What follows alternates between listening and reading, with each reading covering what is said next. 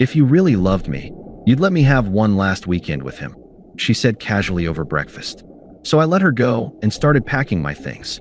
Now she's crying in voice notes while I'm 2,000 miles away and completely unreachable. Hey viewers, before we move on to the video, please make sure to subscribe to the channel and hit the like button if you want to see more stories like this. Thanks.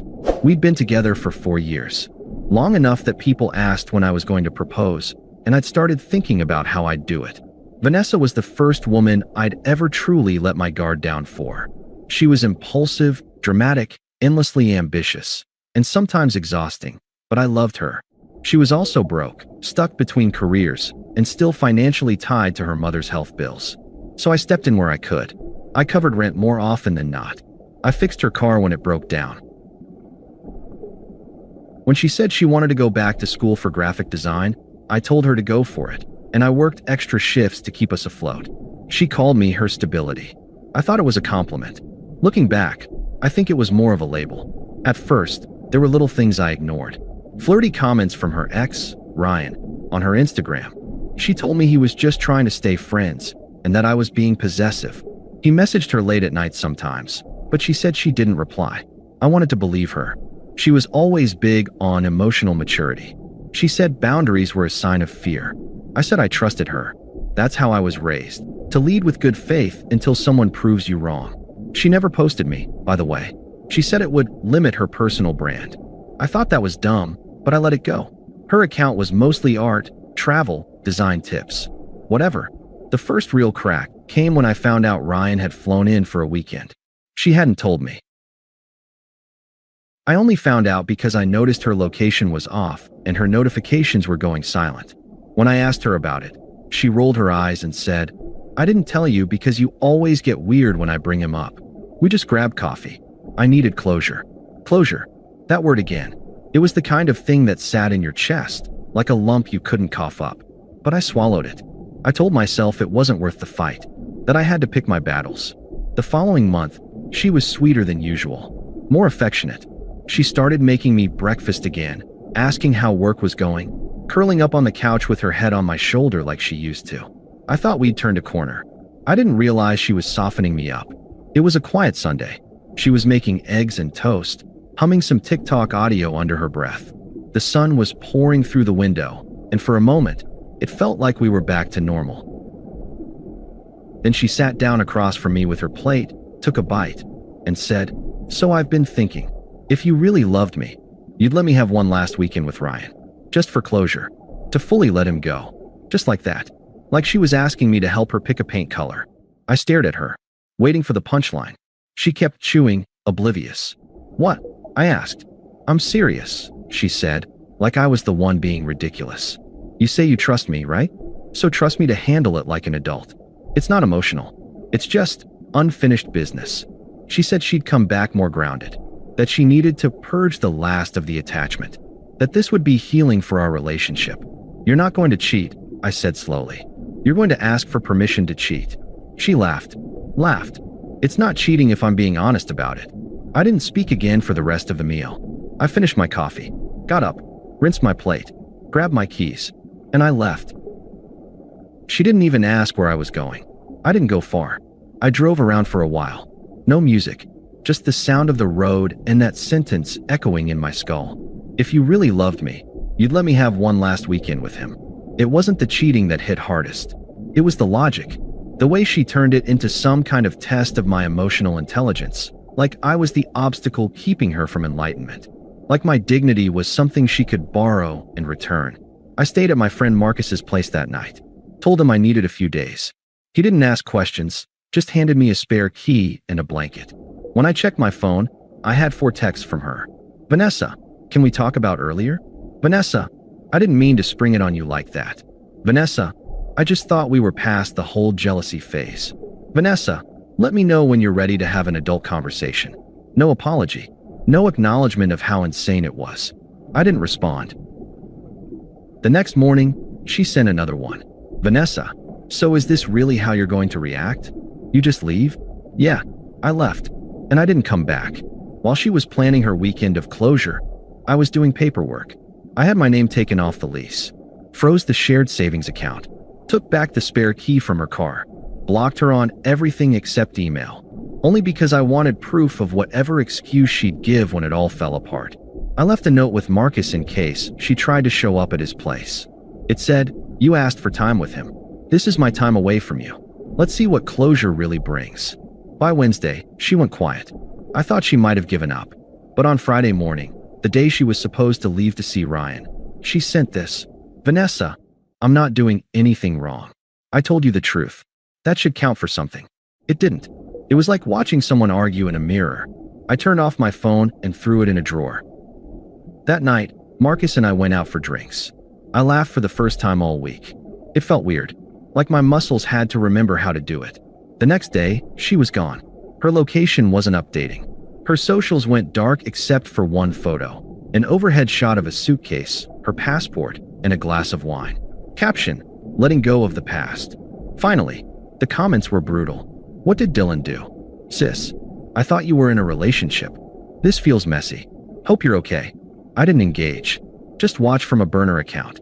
Let it unfold. She came back Sunday night. I didn't. She didn't know it yet, but the apartment was no longer legally mine. My name was off everything. The utilities were scheduled to shut off at the end of the month. The Wi-Fi too. I'd even had my mail rerouted. That night she called me 5 times. Then she switched to voicemail. "I thought you were mature enough to handle this. I gave you honesty. Most guys don't get that. You said you wanted truth. Well, I gave it to you. Then, you've always been so dramatic when you don't get your way. Then, I don't even know what you're doing right now. Are you with someone? Is that what this is?" Then finally, "Okay, you made your point. Can we please just talk now?" I didn't respond. She thought I'd be waiting on the other side of her closure. She didn't realize I was her closure. She tried to act unbothered at first. That Monday, she posted a story from the apartment. Candles lit, music playing, wine glass in hand. Caption, "Starting fresh." Centered. Lighter. She didn't tag me, didn't mention me, but every mutual friend who saw it knew. I'd already told a few close ones the truth, not in anger, just facts. One screenshot. One sentence.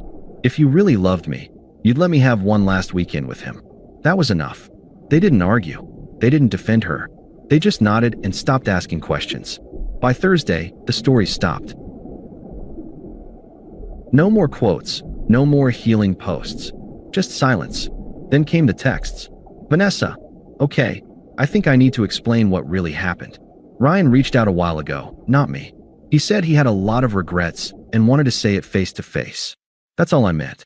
Vanessa, I didn't even stay the full weekend. I left Saturday night. It didn't feel right. Vanessa, can we just talk? Please." Still no apology. Still no ownership.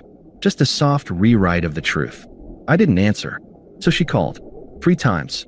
I declined each one. An hour later, I got a voicemail. Her voice cracked halfway through. "You didn't even wait to hear what I had to say. I came back expecting you'd be here.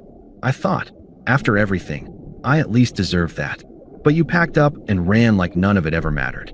Was it really that easy for you to just forget me?" No, it wasn't easy, but I did it anyway.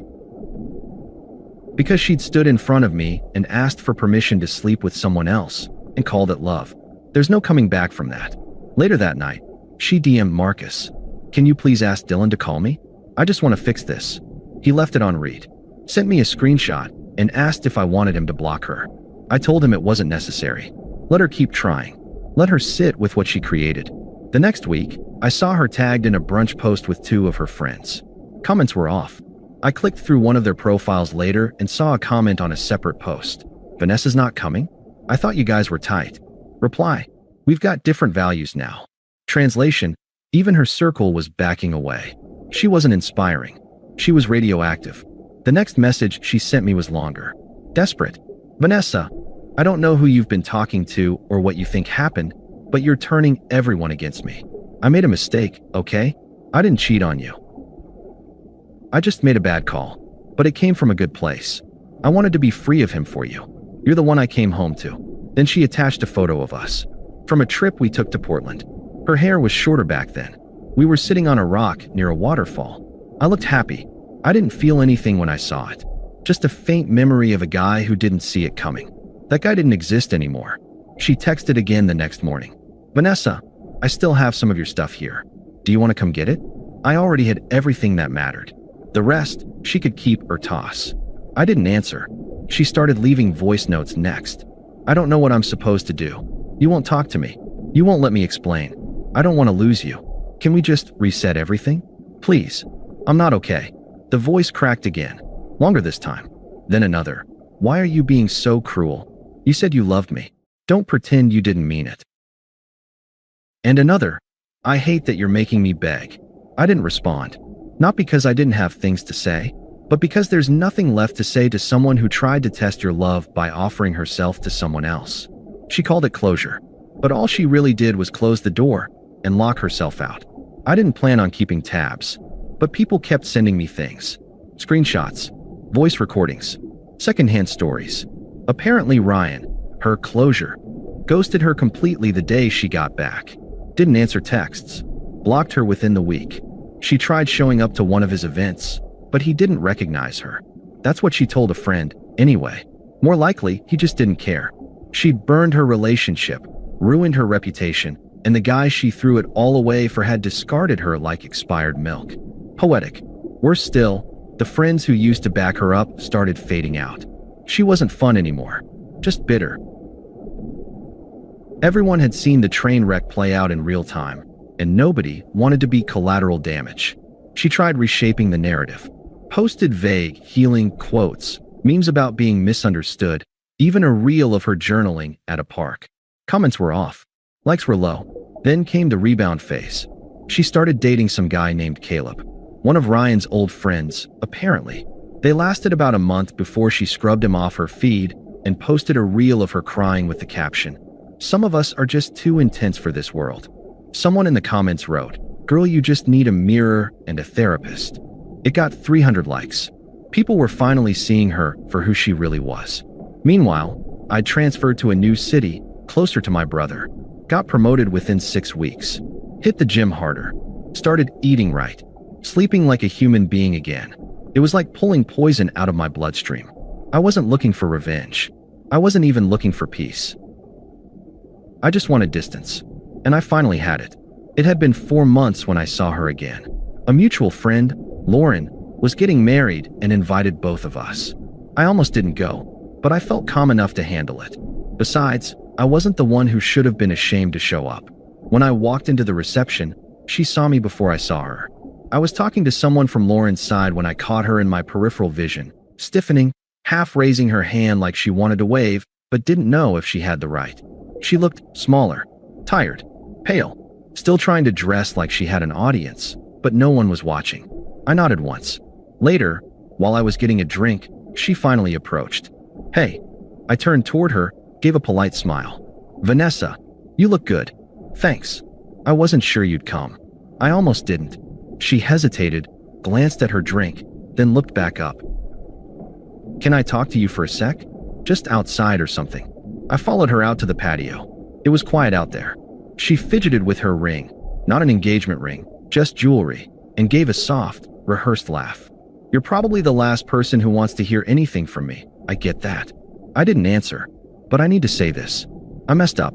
I convinced myself I was being brave or empowered or whatever. I told myself that being honest made it okay.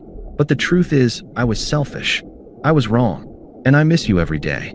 She looked at me like she wanted me to crumble. Like all she needed was a flicker of warmth, and we'd fall back into old rhythms. Instead, I asked, "Do you remember what you said to me that morning?" "Dylan, no." "Say it. Do you remember?" She swallowed, looked away. "I said if you really loved me, you'd let me have one last weekend with him." "Right," I nodded. "And I did love you. But I didn't love you enough to let you walk over me while calling it honesty." She blinked fast. "I didn't sleep with him, if that matters." "It doesn't. I thought you'd be more understanding." "That's the part that stuck with me," I said. "You thought the test of my love was allowing you to betray it." I was confused. I didn't know what I needed. "You needed him," I said, "and now you need me. But the difference is, I don't need you." She flinched. "Do you hate me?" "No. I just don't think about you much."